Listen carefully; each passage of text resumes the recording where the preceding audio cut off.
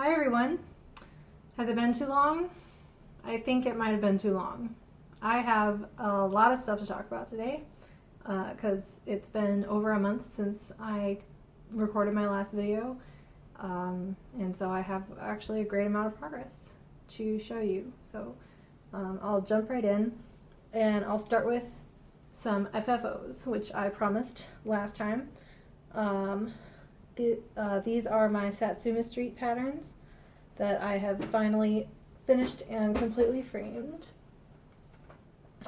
The glare is probably happening. I'm sorry about that, but I'll try and move it around a little bit. Maybe you can find a good angle that you can see it. This is Mermaid Lagoon by Satsuma Street.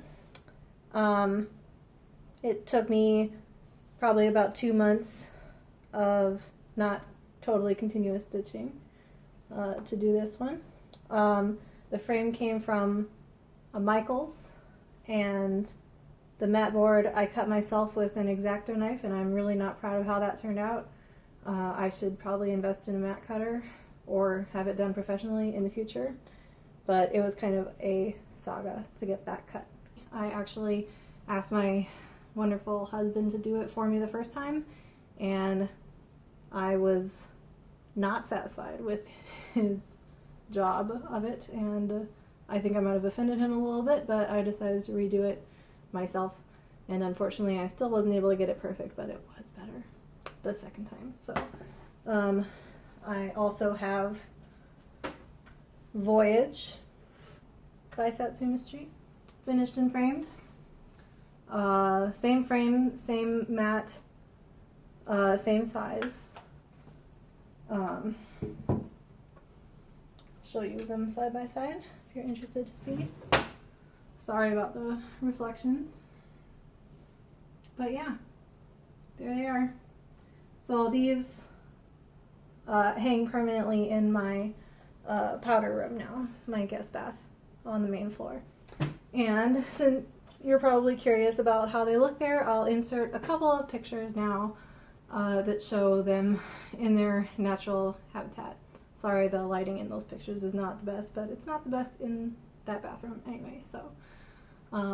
But it makes me happy every time I go in that bathroom now, because I get the sense of accomplishment that I created that artwork, and finally that room feels finished to me now, so I'm very satisfied with how those turned out. Next, I actually have some haul, some Christmas haul, because my last video I posted it after Christmas. I posted it in January, but I actually recorded it before Christmas, so I did not have a chance yet to show you a couple of things that I got for Christmas.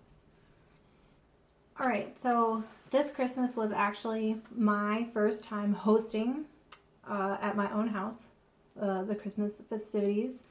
In the past, my husband and I have always gone back to either his parents' house or my parents' house. They both live far away, not in Texas, for the holidays.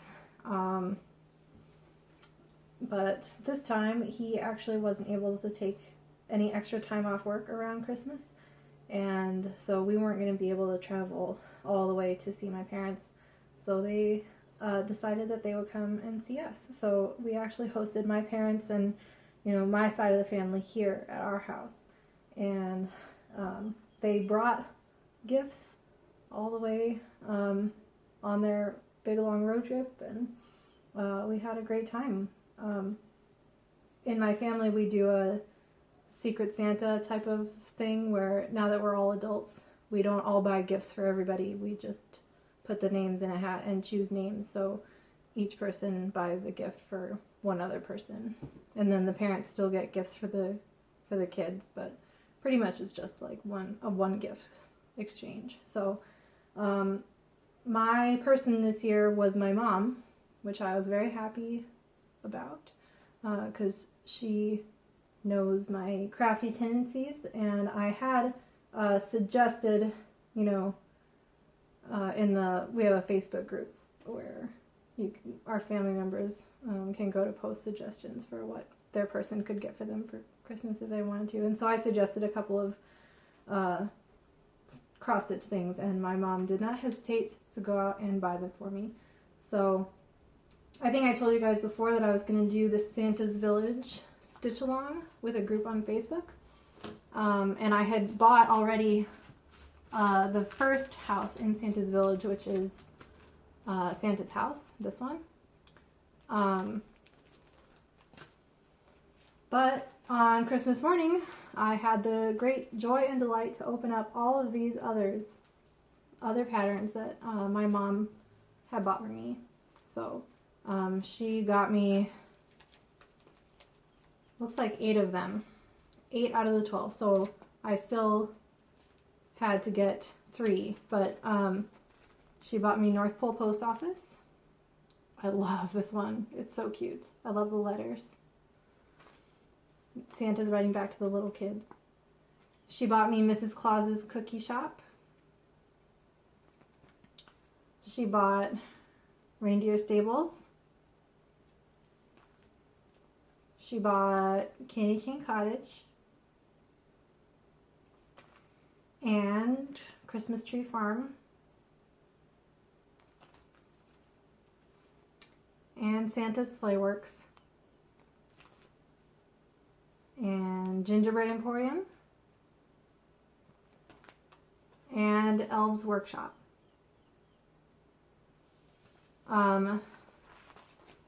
So that was amazing. I think I lamented in a previous video when I introduced this project to you guys that the charts alone for the thing were going to come out to be like $75. So this gift really helped ease the financial burden of this project, and is just helping make it a joy to stitch. So I actually had to go to my local needle workshop, first of all for flosses, which I got. This is not all of them for the Santa's Village project, but it's a good bunch. It's enough to get me started. My LNS was actually having a day after Christmas sale, and we went together, my mom and my sister and my brother's girlfriend and me, and I got a bunch of floss there for, I think it was like 30% off that day at Stitches from the Heart. So so I got a whole bunch of them.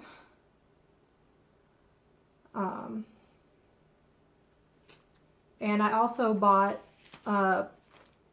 Poinsettia Place. This is the second house in the village. It wasn't one of the ones that my mom gave me for Christmas. But it's the second house in the village, and I am wanting to stitch them in the order that Country Cottage Needleworks put them out, because I like the symmetry that the pattern has when it's stitched that way. So I already had Santa's house, and I went ahead and got Poinsettia Place as the second one, but it's going to be a while before I need another, before I need to buy another one, because the ones that my mom bought me, I think there's only 2 left that I don't have. So, Poinsettia Place also came with this cute little Jabco button. It's a bird. A little cardinal that goes on top of the house.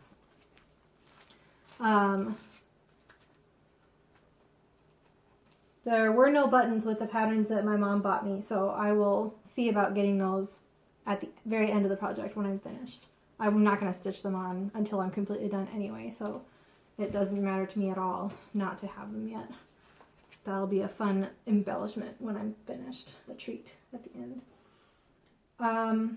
Yeah, so I got those, and I actually have started it now, because I was going to start it, well, I started it on New Year's Day with the Facebook Stitch Along group, and my plan was to do 2 of them in January and 2 of them in February, and then 1 a month the rest of the time until they're finished. So that would put me doing the last house in October, which would hopefully give me enough time to get it framed before I'm ready to decorate my house for Christmas.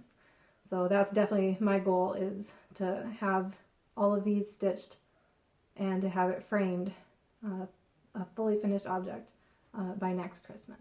So I will show you my progress.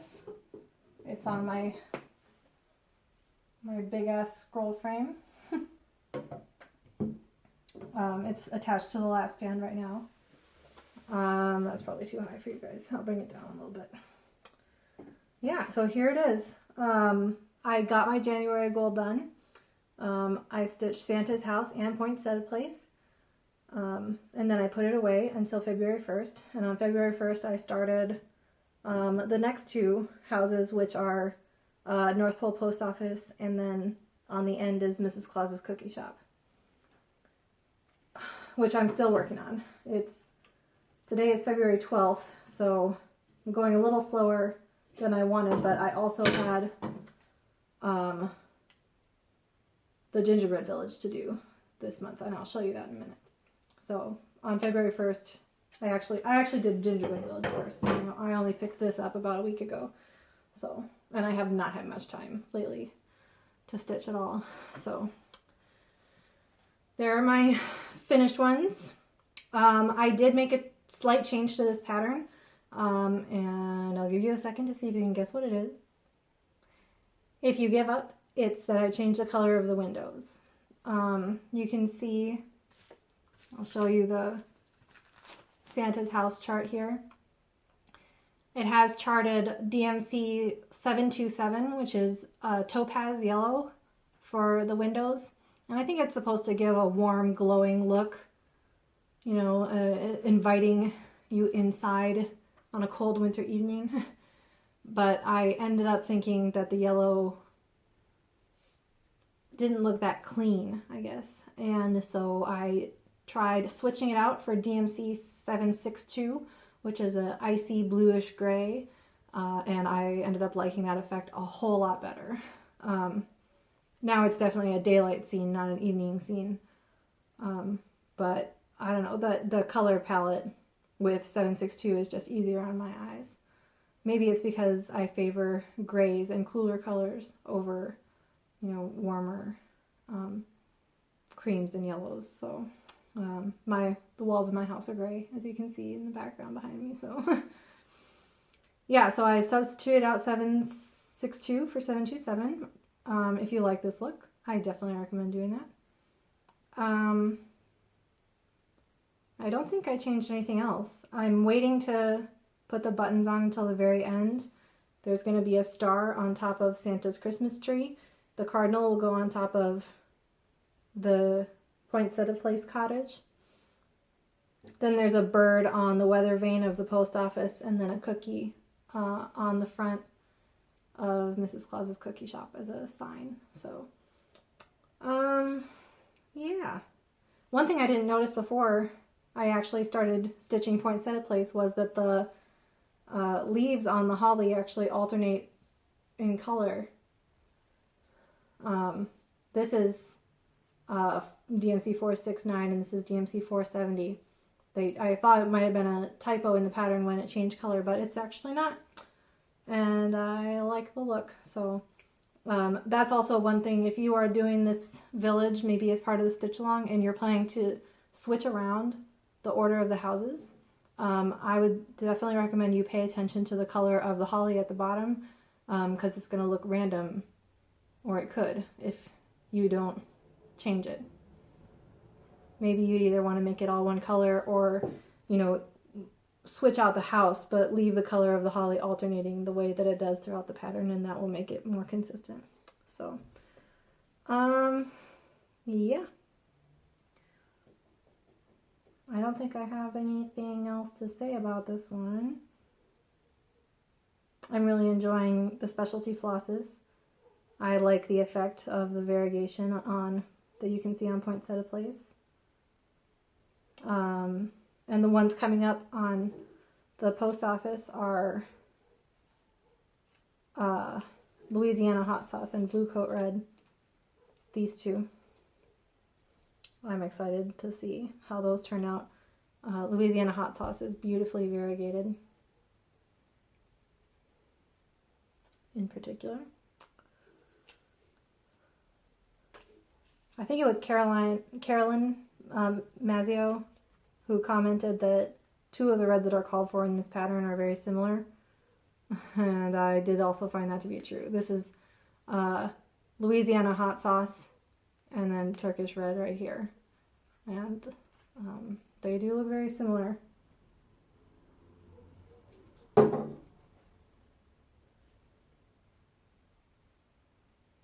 Yeah, I can't really tell a difference at all between the two of those. So, not sure why those are like that. But anyway, so yeah, that is Santa's Village coming along nicely. This is the piece I'm focusing on right now, putting all my crafting time into. So I'll just keep pushing through on these and finish the post office and the cookie shop this month, and then I'll put it away again until March 1st. So, oh, we're going to have a visitor. I hope she doesn't knock down the camera. This is my cat. Come here, baby. This is Ahsoka. Say hi to people. Hi. Okay, putting you down now. I've been wondering when she would make an appearance. Usually she naps throughout the whole day and is not really interested in getting up. But today, I don't know, there she is. Okay, also, in a similar vein, I'm also doing the Gingerbread Village, also by Country Cottage Needleworks, which is coming out month by month as we speak. And so I've been keeping up at my local needlework shop, going every time they email me that a new pattern is in, I go and pick it up. So last time I had showed you the train. She was chewing on something down there. Just making sure it wasn't floss. I finished Gingerbread Train, and I also had picked up the pattern for Gingerbread Girl and Peppermint Tree. And in the intervening time, they released 2 more patterns. They're both cottages this time. They are less creatively named than the Santa's Village ones. This is Gingerbread House 1.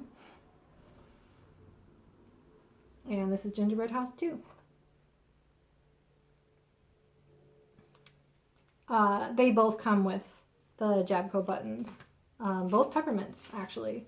This one has a large one that goes up at the peak of the cottage.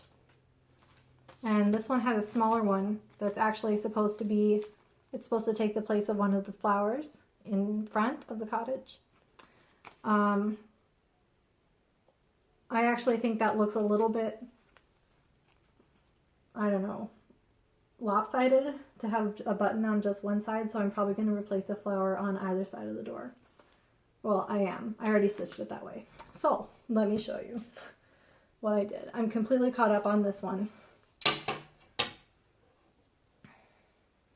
And I did replace my dowels, so no more wicked crease in the middle of the fabric. So here we go. This is where I am on Gingerbread Village.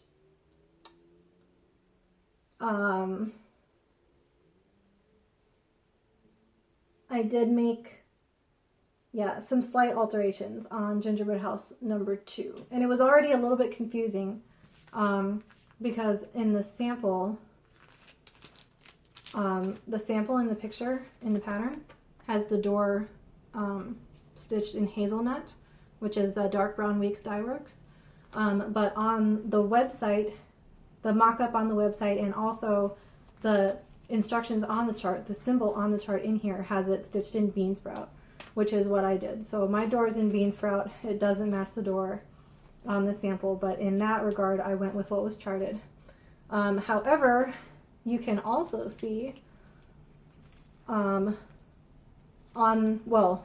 you can also see that I left a space on the left also. This is the space that's supposed to get the peppermint button, but I want it to be sort of symmetrical. I think it would be too lopsided to just have one, so I also left a space here, and I'm going to buy a second peppermint button so that I can have a small one on either side of the door.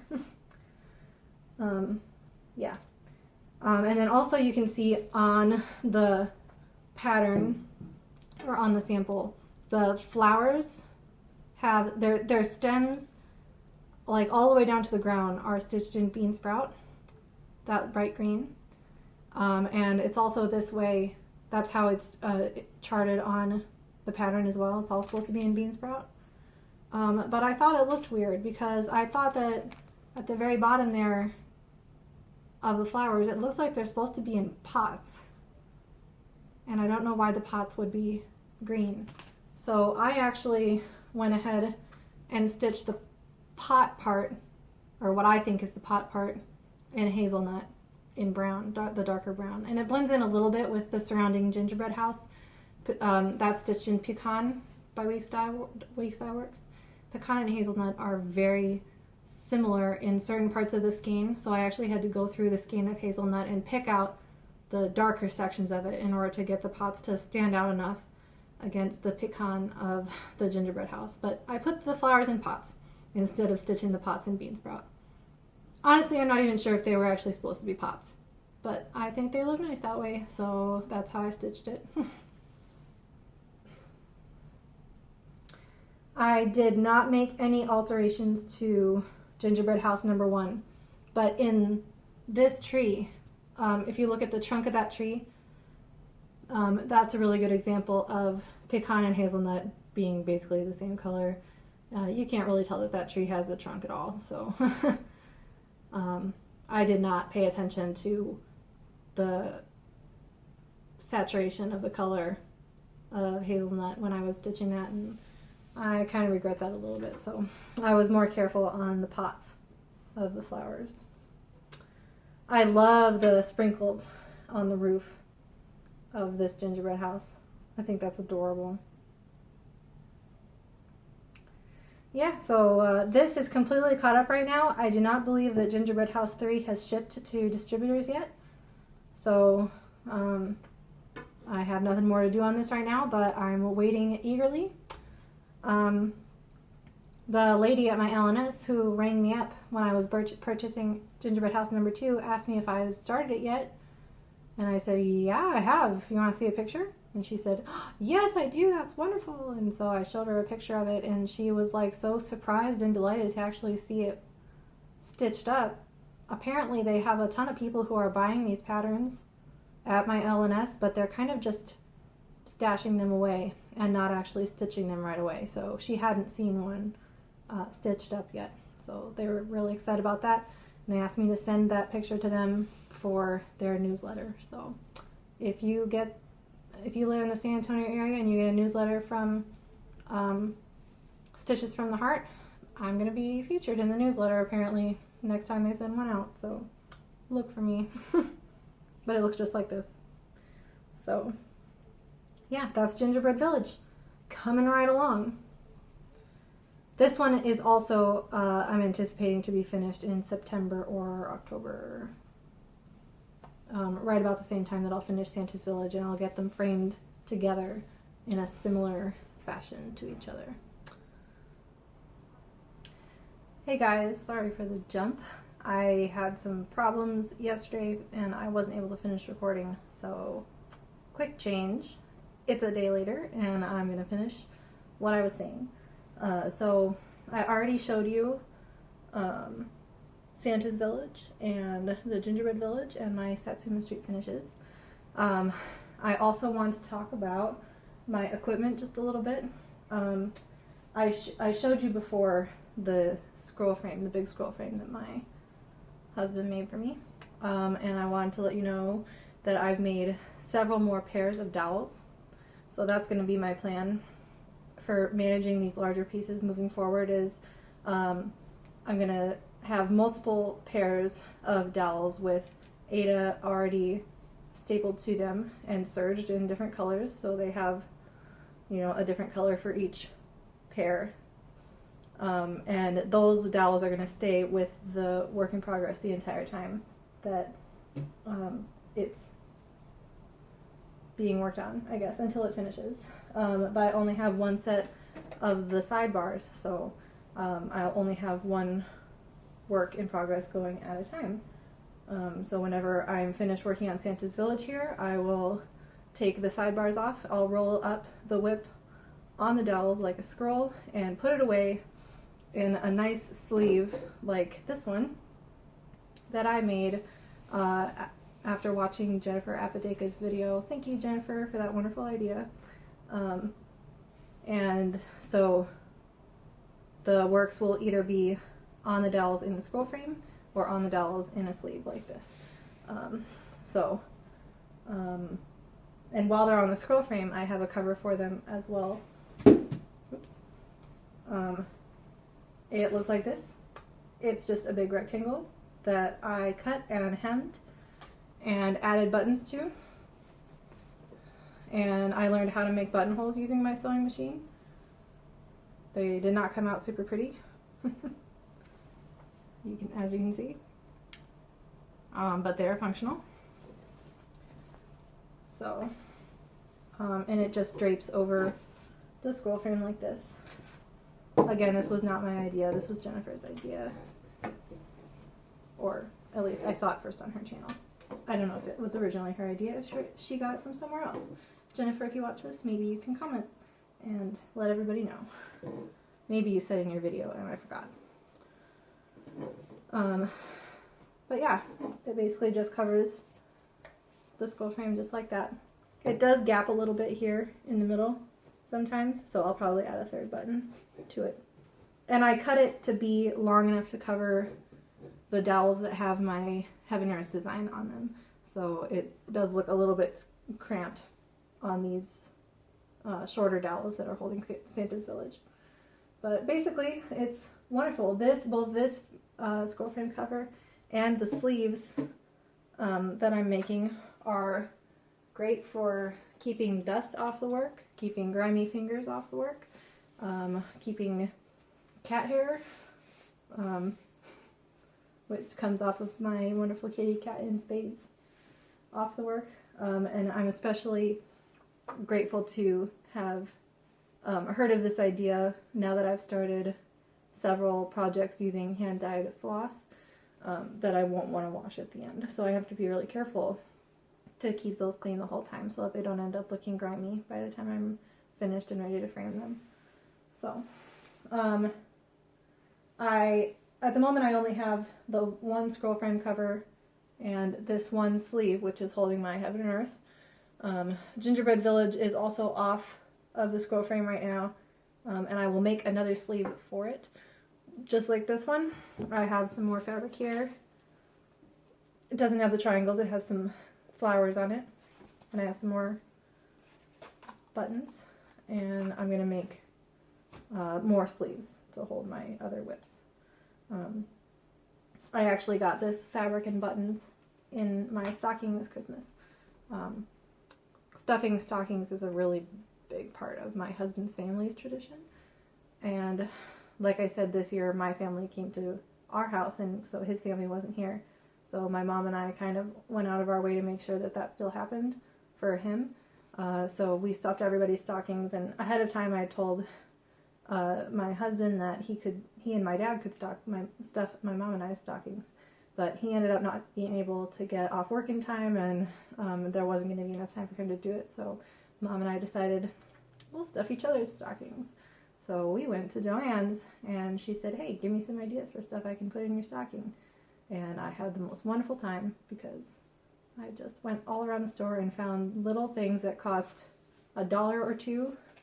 And I said, "This is a good idea, this is a good idea." And we just picked them all out, and I had definitely the best stocking in the whole family, because everyone else got things like candy and socks, and I got stitchy stuff because I was the one who was there to ask for it. So that was really fun. But anyway, I'm gonna make some more sleeves, and I've been gabbing on long enough, and I'm sure that you guys are absolutely dying to see what's inside of here. So without further ado, let me show you my new start, my Heaven and Earth. I got this fabric. This is 25 count Magic Guide Ada. I got it from Cross Stitch Heaven, which is a store in the UK. And it cost, I think, like $13 plus another $7 or $8 for shipping from the UK.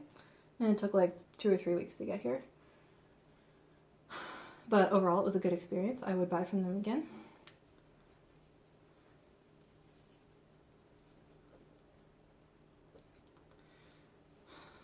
Yep.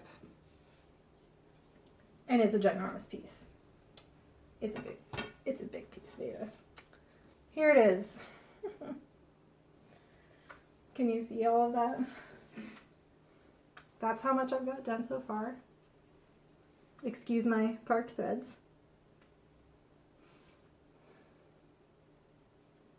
And yeah, it's pretty much gonna be as big as this thing. The margins I measured evenly, so there will be this much of a margin on the other side too.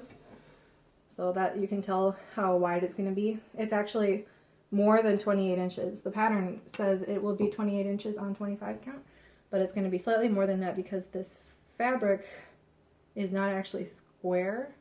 The weave of this fabric is not actually square. So it is 25 count top to bottom, but it's slightly bigger than 25 count going left to right, slightly. It only adds up to less than an inch over, 28 inches, the whole length of this fabric, but it is slightly not square. So yeah, more than 28 inches wide.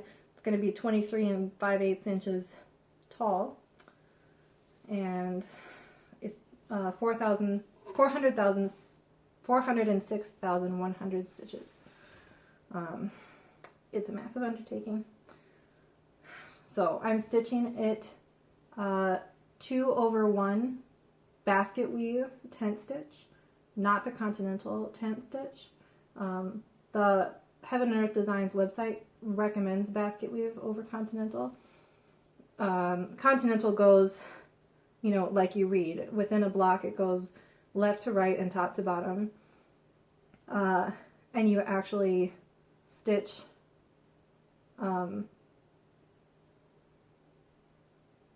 I think from like the top right to the bottom left, and then you go back to the top right of the next stitch. So on the back, you don't have straight lines, you have super slanted lines that slant over 2 stitches. And that helps with the fabric not warping. But the Heaven and Earth Designs website recommends basket weave, which starts in the top left, and you stitch diagonally in rows that grow and then shrink again as you get to the bottom of the block and end in the bottom right. Did I say top right? I meant you start at the top left and at the bottom right. And they said that basket weave does better than continental in keeping the fabric from warping as you move, as you get further along in the piece. So I'm doing that as best I can. Sometimes when there's a lot of confetti, it's just kind of a crapshoot, and you just stitch the colors where they go and move on. But in the blocks that have only a couple of colors, 2 or 3 colors, I really am able to get that basket weave pattern of working in diagonals. So, and it's called basket weave because of the pattern it makes on the back of the fabric. And I'll show you how that looks. Here's the back of my work. And like I said, in the blocks that have a lot of confetti, it's hard to see. But in a block with mostly the same color like this one, you can really see the basket weave. The threads on the back of the fabric sort of alternate, going horizontally and vertically in a basket weave pattern when you stitch diagonally like that. So, so that's how it looks, and that's how I got its name. I'm stitching this a page at a time. I'm gonna try to finish a whole row, before I move on to the next one. I might not actually do that though, because the this top row is mostly ceiling and background. Did I say the name of this design? It's Dressmaker's Shop by Tulaberger.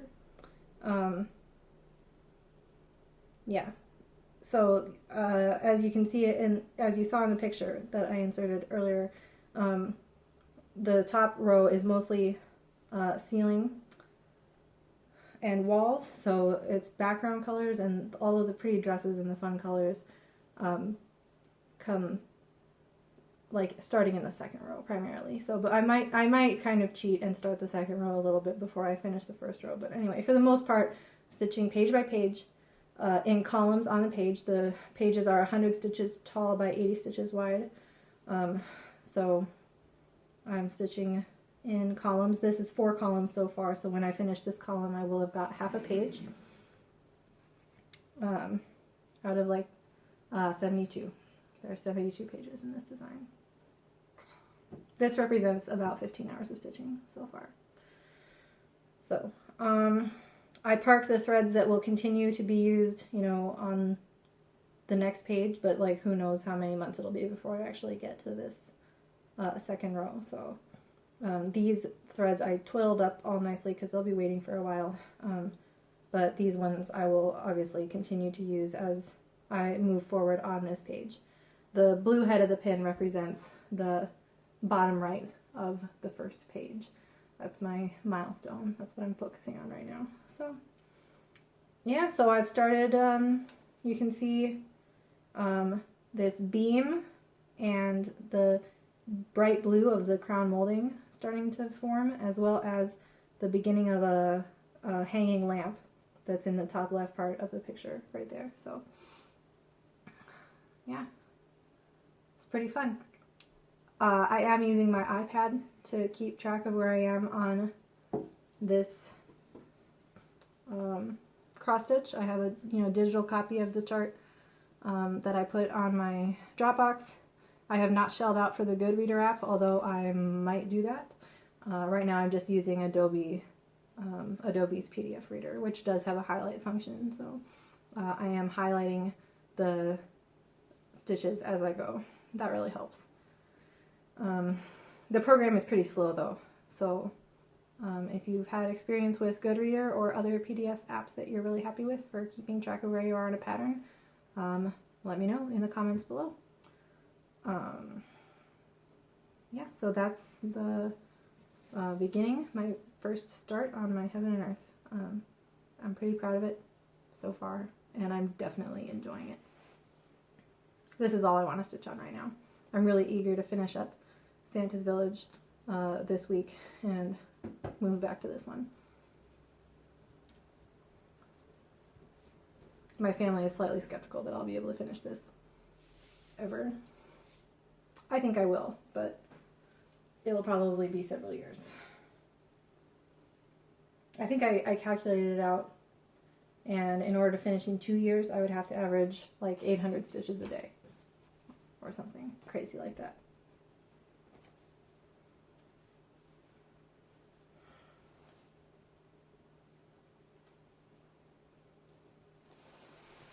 And I average about 100 stitches every 25 minutes, 20 to 30 minutes, depending on how many color changes there are in a block. If a block has only 4 or 5 colors, then I can get it done in 20 minutes. The most colors I've encountered in a single block so far is probably like 10. And I know that some Heaven and Earth go even more detailed than that, so we will see if it gets more difficult as it goes along. I don't know. So yeah, that's my new start on my Heaven and Earth. I also have to show you, one sec. Okay, I have one more piece of Christmas haul to show you. This was a present from my in-laws. They sent it over. I did suggest it to them as a potential gift, and they went ahead and bought it for me. And I'm so happy they did. This is my first Mirabilia design. This is Sleeping Princess by Nora Corbett. And I fell in love with this the very first time I saw it. Knew I had to have it. This is going to be, like I said, my first Mirabilia. Also my first time stitching anything with beads, which they also gave me the embellishment pack.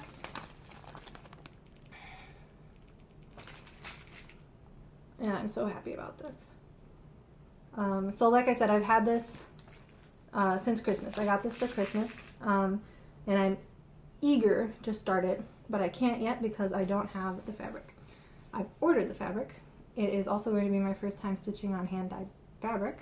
I bought it from Color Cascade, which is located in Australia, and it's still not here. I bought it the weekend after Christmas, so it's been over 6 weeks, and I'm still waiting, and I'm trying to be patient.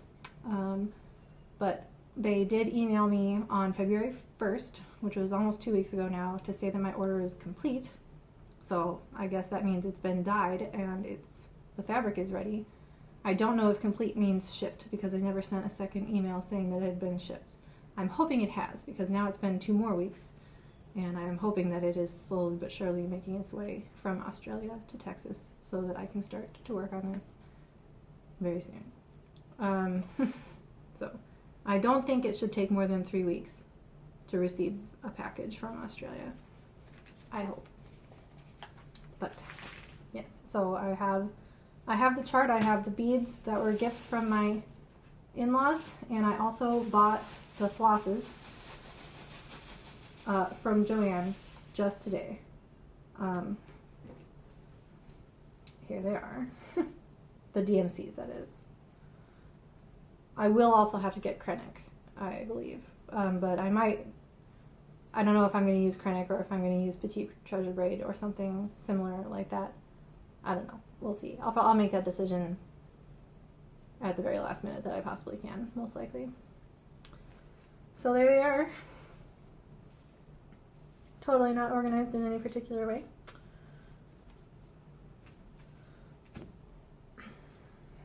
Yeah, so this is going to be my first Mirabilia. I'm very excited. I will probably start it as soon as the fabric arrives. I already have a set of dowels ready for it, prepped and ready. So as soon as the fabric arrives, I will baste it onto its dowels and I will get started. So the fabric is purple and gold kind of color. I forget what it's called, but I will tell you in my next video, hopefully if it's here by then. When I show you it in person, I'll tell you everything that I know about it. So yeah, I think that's all that I have to show you this time. I know this ended up being kind of a long one, so thank you so much for sticking with me. I always appreciate all of your devotion, all of the time that you put into watching, all of the comments that you leave. Please do leave comments if you have any thoughts about anything I've shown you, or if you want to let me know how much stitching you got done while you were watching me. That's my favorite thing to see and read about in the comments. That's it for today. That's it for me. Until next time, happy stitching.